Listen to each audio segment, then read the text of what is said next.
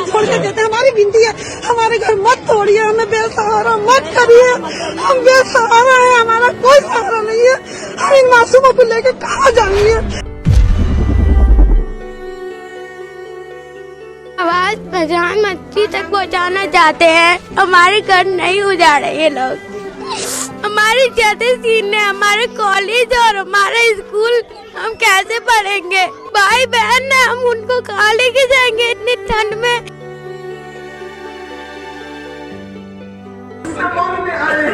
तेरे दरबार में अर्जी रखता है।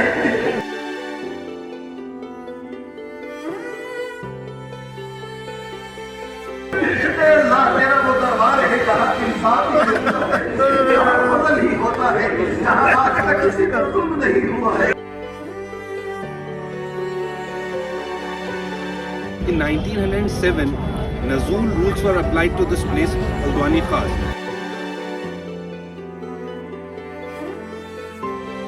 Supreme Court said you cannot remove people from their houses without a scheme for their rehabilitation. हम ये दुआ करें, हम ये फरियाद करें कि हमें अपने हुकूक और हमें अपनी शरीयत पता चले। अस्सलाम वालेकुम, आदाब। मैं हूं खलील फरहाद और आप देख रहे हैं जांच पड़ताल।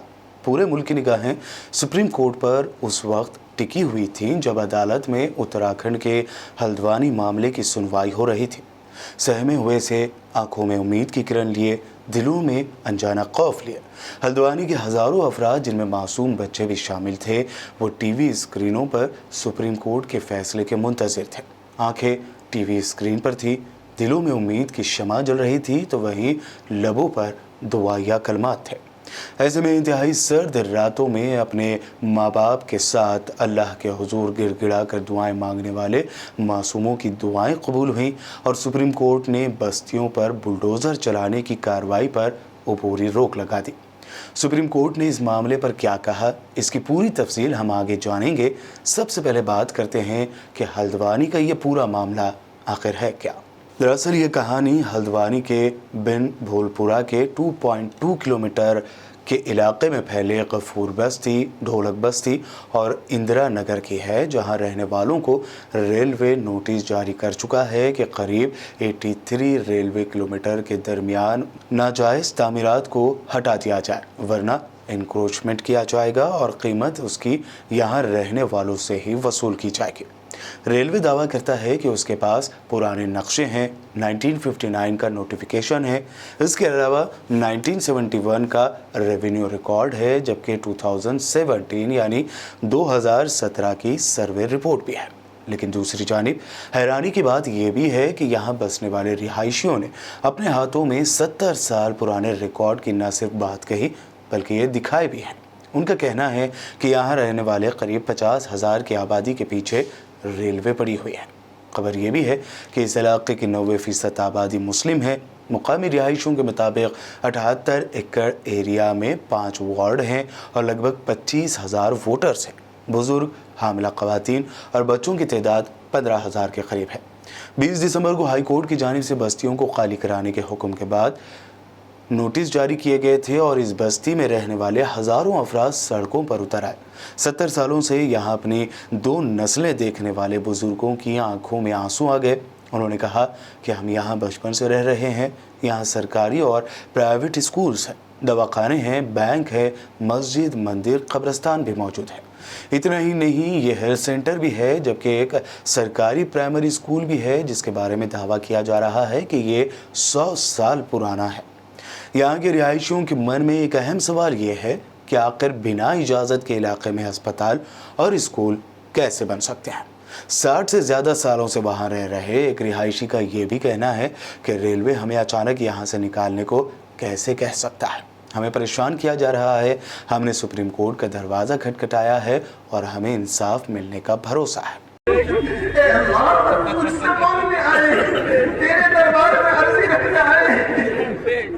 दुनिया की अदालतों में अर्जी रख सकते हैं। तेरा वो दरबार है जहाँ इंसाफ ही होता है, जहाँ फजल ही होता है, जहाँ आज तक किसी का जुल्म नहीं हुआ है।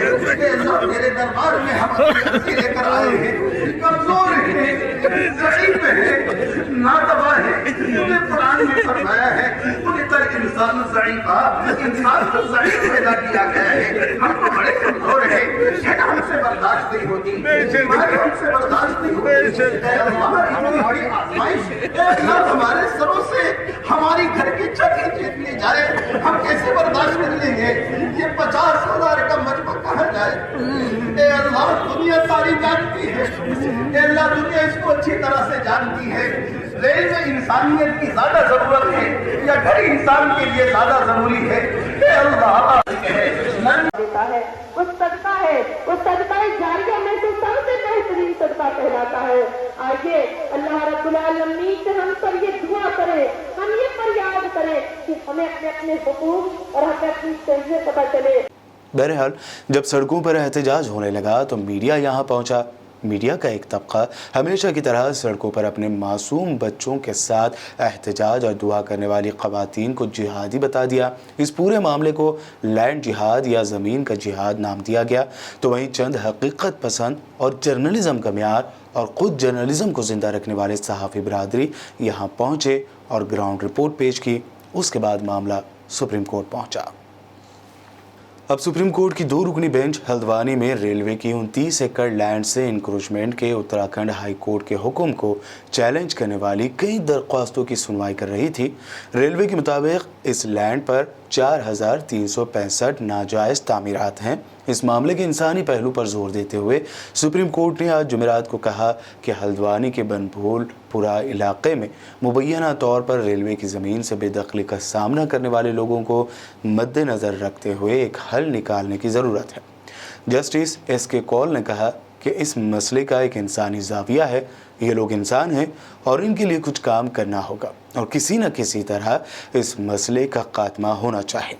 सुप्रीम कोर्ट की इस 2 रुकनी बेंच ने कहा कि रेलवे की ज़रूरत को मद्देनज़र रखते हुए बहाली और मुख्तलिफ लोगों के हुकूक़ पर काम करने के लिए एक मंसूबे के तहत काम करना होगा।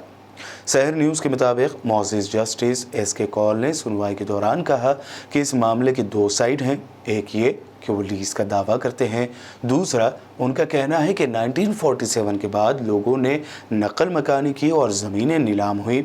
लोग इतने साल वहाँ रहे, उनके लिए कुछ इक़दामात तो करना होगा। वहाँ तामीरात हैं, आप कैसे कह सकते हैं कि 7 दिनों में उन्हें साफ़ कर दें, जबकि मकीन कह रहे हैं कि वो इस मकाम पर 50 साल से रह रहे हैं। उनको हटाने से कबल रियासती हुकूमत की जानिब से उन्हें बसाने के इंतज़ामात भी किए जाएँ।